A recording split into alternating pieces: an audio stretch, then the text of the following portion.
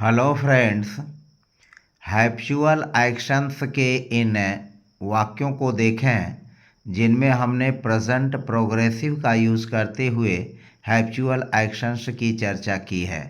अर्थात ये ऐसे हैप्चुअल एक्शंस हैं, आदत संबंधी क्रियाएं हैं, आदत संबंधी कार्य हैं जो तात्कालिक रूप से वर्तमान में होते हैं। यानी ये ऐसे हैप्चुअल एक्शंस बताते हैं जो प्रेजेंट प्रोग्रेसिव के हैं, वर्तमान में हो रहे हैं और यह वर्तमान में होते रहते हैं। तो इस तरह के हिंदी सेंटेंसेज को जो हैप्चुअल एक्शन के अंतर्गत तात्कालिक वर्तमान में आते हैं, उस तरह के वाक्यों को हम कैसे हिंदी से इंग्लिश में ट्रांसलेट करेंगे, इसके बारे में इस वीडियो में चर्चा की गई है। तात्कालिक प्रेजेंट, जिसको हम प्रेजेंट प्रोग्रेसिव कहते हैं, या प्रेजेंट प्रोग्रेसिव का मतलब यह हुआ कि इस तरह का कार्य प्रेजेंट में जो है आदत के रूप में हो रहा है। और इसके लिए हम सबसे पहले सब्जेक्ट का यूज करेंगे। सब्जेक्ट के नंबर और नंबर के हिसाब से इज या एम या आर का यूज करेंगे, और उसके बाद हम एडवर्ब का यूज कर लेंगे, और एडवर्ब के बाद वर्ब की फर्स्ट फॉर्म में आईएनजी जोड़ करके हम इस तरह के वाक्यों को बनाते हैं।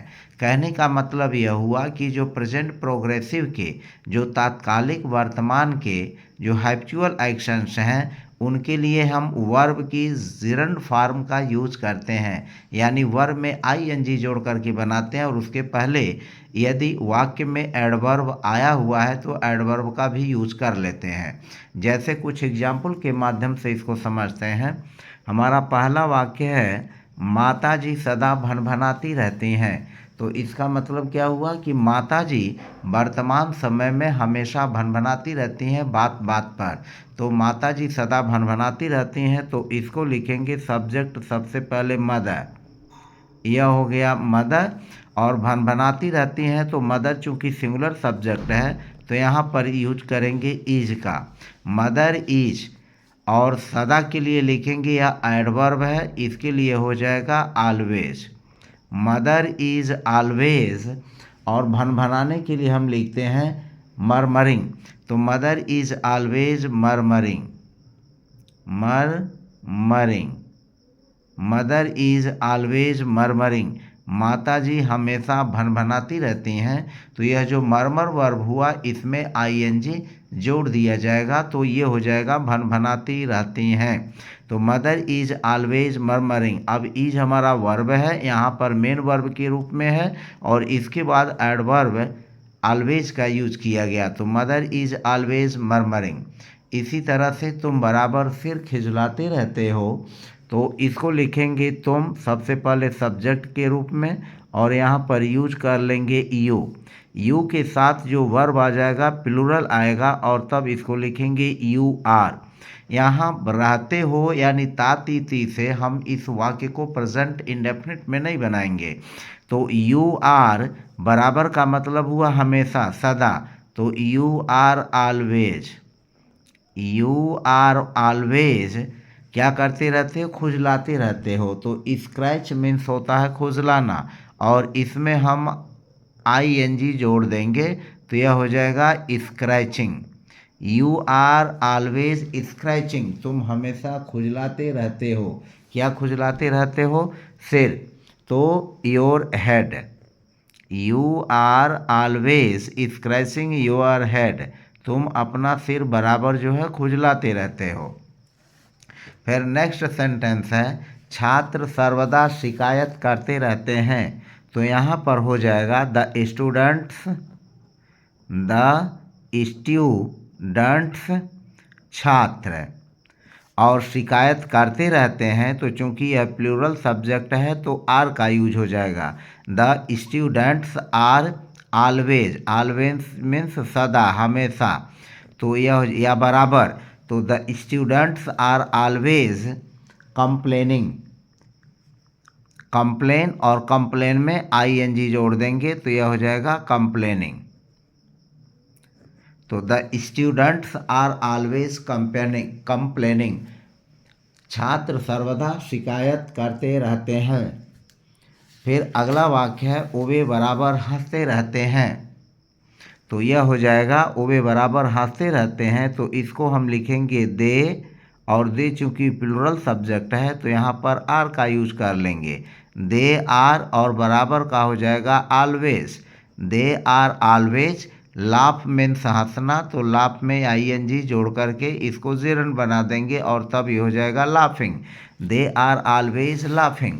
वे बराबर हंसते रहते हैं। They are always laughing. वे बराबर हंसते रहते हैं। इसी तरह से वह सदा लिखता रहता है, तो इसको लिखेंगे ही, और फिर हो जाएगा हमारा सिंगुलर सब्जेक्ट है तो इज, तो he is always. He is always. Right means लिखना, तो राइट में आईएनजी जोड़ करके इसको कर देंगे राइटिंग, तो ही इज़ ऑलवेज राइटिंग। वह हमेशा लिखता रहता है। वह हमेशा लिखता रहता है। फिर वह बराबर पढ़ती रहती है, तो वह बराबर पढ़ती रहती है, तो इसको लिखेंगे शी, और शी चूँकि सिंगुलर सब्जेक्ट है तो यह हो जाएगा इज़, और फिर हो जाएगा ऑलवेज। शी इज़ ऑलवेज, और रीड में आईएनजी जोड़ करके इसको बना देंगे जेरंड, तो यह हो जाएगा रीडिंग। तो शी इज़ ऑलवेज रीडिंग। वह बराबर पढ़ती रहती है। बच्चे सदा खेलते रहते हैं, तो इसको लिखेंगे द चिल्ड्रन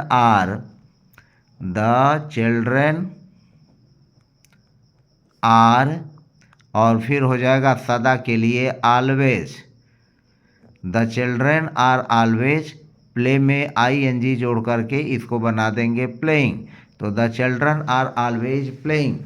मेरा भाई हमेशा धूम्रपान करता रहता है, तो इसको लिखेंगे my brother,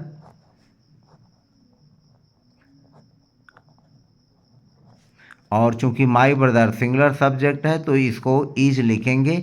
my brother is always. Always means हमेशा, तो my brother is always. Smoke means धूम्रपान करना, तो स्मोक में आईएनजी जोड़ देंगे smoking. My brother is always smoking. मेरा भाई हमेशा धूम्रपान करता रहता है। मेरी बहन सदा स्वेटर बुनती रहती है, इसको लिखेंगे माई सिस्टर इज, और फिर हो जाएगा ऑलवेज सदा।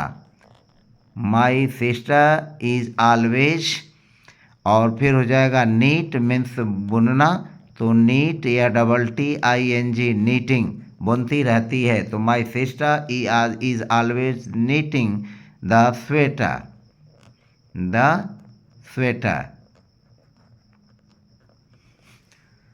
फिर हमारा अगला वाक्य है वह बराबर चिल्लाता रहता है, तो यहाँ पर ही सिंगुलर सब्जेक्ट है, इसके साथ इज का यूज कर लेंगे। He is always cry means चिल्लाना, क्राई में आईएनजी जोड़ देंगे, यह हो जाएगा क्राइंग, तो ही इज़ ऑलवेज क्राइंग। वह बराबर चिल्लाता रहता है, हमेशा चिल्लाता रहता है। तो इस तरह से हमने देखा कि 10 सेंटेंसेस के माध्यम से हमने जो हैप्चुअल एक्शंस जो प्रेजेंट प्रोग्रेसिव में होते हैं, इस तरह के वाक्यों को हम जेरंड का यूज़ करते हुए, मेन वर्ब में आईएनजी जोड़ करके जेरंड का यूज़ करते हुए इन वाक्यों को हिंदी से इंग्लिश में ट्रांसलेट करते लेते हैं।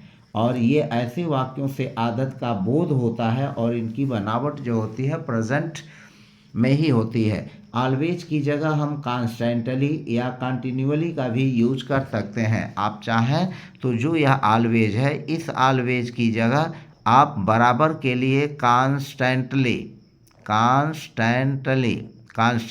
का यूज करें, या कॉन्स्टेंटली ना यूज करना चाहें तो आप जो है कंटिन्यूअली भी यूज कर सकते हैं, यानी तीनों में से किसी का। कंटिन्यूअली या तो ऑलवेज का यूज करें, या तो कॉन्स्टेंटली का यूज करें, या तो कंटिन्यूअली का यूज करें। इन तीनों का यूज करके हम सदा या हमेशा के लिए जो है, सदा या हमेशा या बराबर के लिए हम इन एडवर्ब्स का यूज कर सकते हैं, चाहे ऑलवेज का, चाहे कॉन्स्टेंटली का, चाहे कंटिन्यूअली का, जिसकी मीनिंग होती है सदा या सर्वदा या हमेशा। तो इस तरह से इन सेंटेंसेज के माध्यम से हमने देखा कि ऐसे आदत वाले वाक्यों को हम आसानी से बना सकते हैं। तो फिलहाल इस वीडियो में बस इतना ही। मिलते हैं नेक्स्ट वीडियो में। यदि चैनल पर नए हैं तो प्लीज़ चैनल को सब्सक्राइब कर लीजिए, लाइक प्रेस बटन दबा दीजिए। मिलते हैं नेक्स्ट वीडियो में। Bye bye.